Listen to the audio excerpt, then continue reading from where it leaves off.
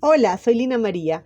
Bienvenidos a este espacio de lecturas, historias y compañía. Estamos leyendo la novela Los Derrotados del escritor antioqueño Pablo Montoya. Estamos llegando ya al final de esta obra y comienzan a asociarse todos los capítulos y encontrar las relaciones que hay entre unos y los otros. Bienvenidos a este capítulo número 21. Comienza así. La fila humana era inmensa. J. recordó estas palabras cuando salió del hotel. Quedaba cerca de la playa y desde que estaba en Avillán aprovechaba las mañanas para hacer un poco de ejercicio. A esas horas se veía poca gente, algunas vendedoras de frutas y niños que jugaban. Cerca se encontraba el edificio de la CIMADE, que la CIMADE construía. J. trotaba media hora, estiraba los brazos, hacía abdominales, luego se comía un pedazo de sandía y se metía al mar. Sentir de nuevo las olas en su cuerpo cada mañana le parecía un prodigio. No era difícil imaginar la multitud que describía la carta. El lugar se llamaba Pablo Nuevo. En él se había instalado el campamento principal del EPL para entregar las armas. En un sobre que J. recibió en París venían las palabras del grillo y el par de fotografías. Una mostraba a los combatientes entregando los fusiles. Varios muchachos haciendo un gesto que no se sabía muy bien si manifestaba tristeza o alegría. J. sabía que para los guerrilleros separarse de las armas era romper un vínculo profundo con sus vidas. Ellas significaban la justificación de la lucha. En los fusiles se concentraba el trabajo, la relación con sus seres próximos, el futuro que se podía edificar. En la otra fotografía, el grillo y Santiago Hernández posaban abrazados. El grillo estaba vestido de militar, Santiago de civil. J. al verlos había sentido nostalgia. Nostalgia por la celebración de esos triunfos que se reducían a unos cuantos combates en los que ellos capturaban carabinas, radioteléfonos y algunas cantimploras.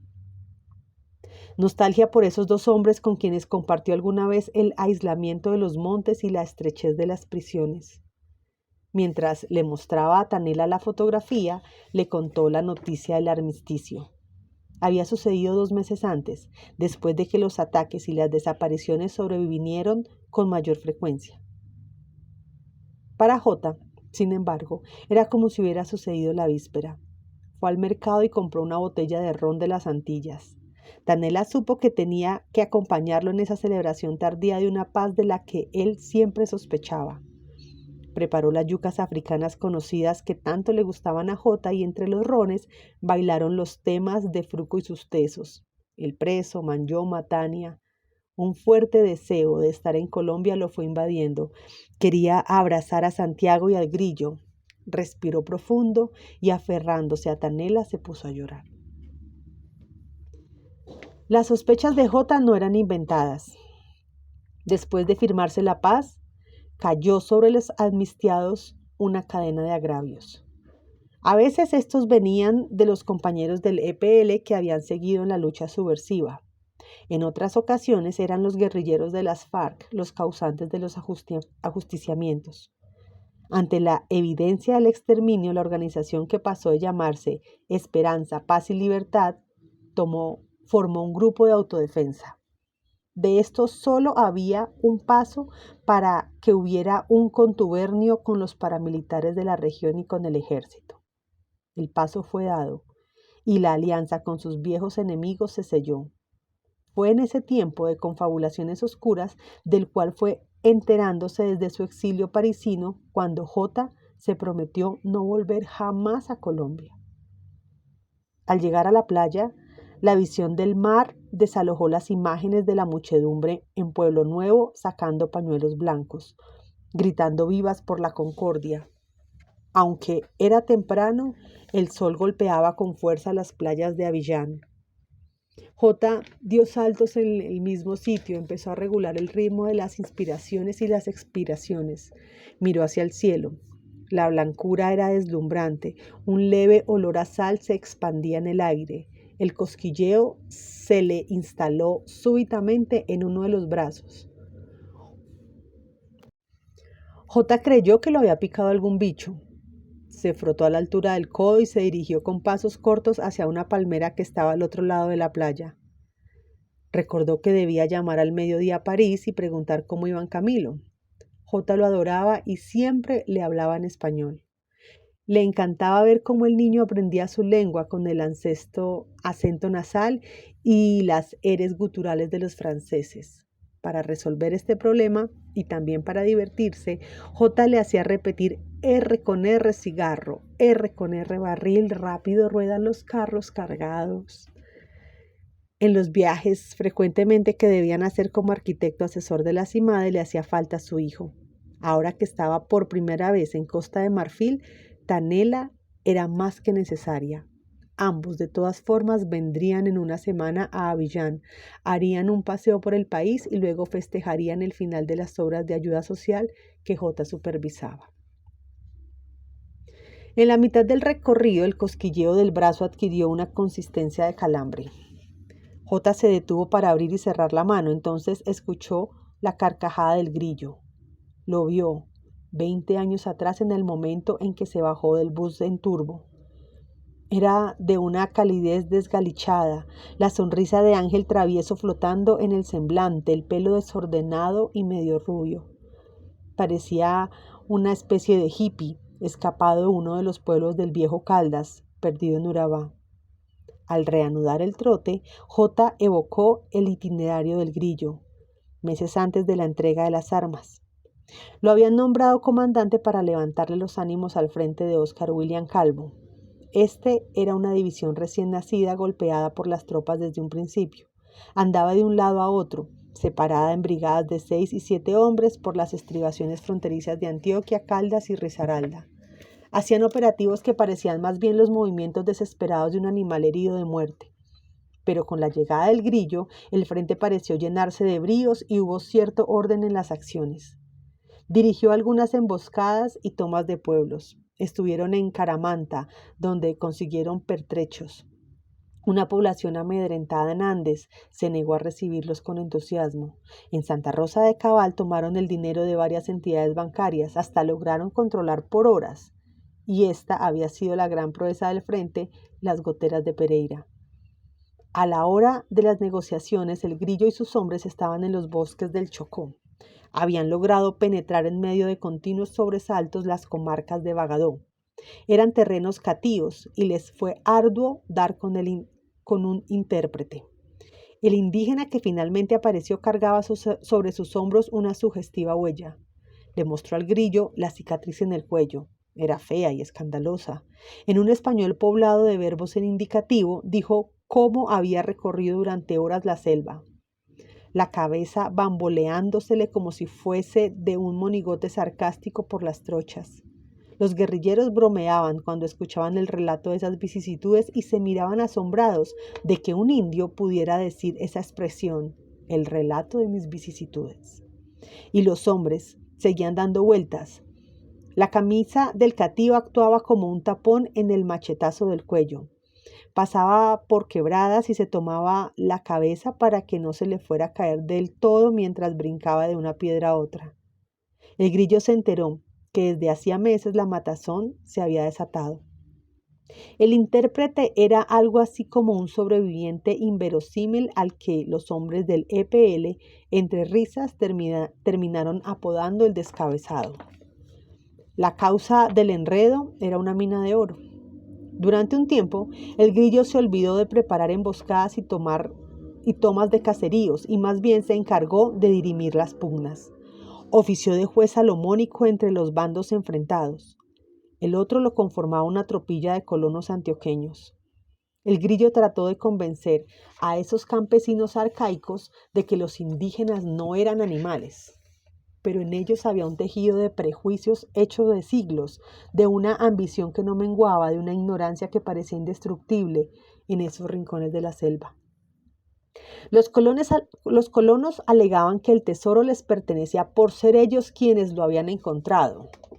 Los indígenas decían que la mina estaba en su territorio y esto les otorgaba el derecho de explotarla. El comandante estaba a un paso de lograr un acuerdo, dispuesto a repartir equitativamente los bienes cuando recibió la orden del desarme. A las volandas tuvo que regresar con sus hombres al campamento designado. J paró con la respiración atragantada, se recostó en el tallo de la palmera, sentía las mejillas enardecidas, el corazón palpitaba fuerte en sus oídos. Pensaba que podía devolverse hasta el otro extremo de la playa para hacer los abdominales, pero giró y miró hacia el punto de partida. El sol lo encegueció, el espacio se esfumó ante el excesivo resplandor del mundo. Por unos segundos J no supo dónde estaba. Tuvo que sentarse en la arena hasta que la fatiga se redujo. La visión fue asimilando progresivamente los contornos de la realidad. El mar, vasto y azul, lo reconfortó. Un presente más próximo fue ubicándolo en medio del desconcierto. Se dijo que pronto cumpliría 10 años en Francia, pero no entendió muy bien por qué se decía esas cosas. Pensó que su promesa de no regresar a Colombia seguía intacta. Tampoco supo si era orgullo o vergüenza lo que le prodigaba esa constatación inesperada. Su poco interés en no volver representaba la mejor forma de la adaptación al exilio, y Tanela era la clave de ese logro. Con ella, J avanzó en el aprendizaje del francés. Fue Tanela quien lo animó para que continuara los estudios de arquitectura. Sin creer mucho en que pudiera despertársele de nuevo un interés por la universidad, J presenció cómo ésta lo llenaba de entusiasmo. Tanela, además, lo colmaba en el deseo. J se sentía siempre atraído por sus nalgas firmes y anchas y sus senos erguidos de princesa negra. Reconocía que un equilibrio nunca imaginado había surgido en el destierro. Se sentía contento cuando su trabajo, el hijo y su mujer, el nuevo país donde el comunismo era una alternativa sin castigo, le confirmaban su condición de náufrago redimido. Se levantó. Unos niñitos desnudos se enfrentaban las olas con sus gritos. Las madres los vigilaban protegidas por parasoles multicolores.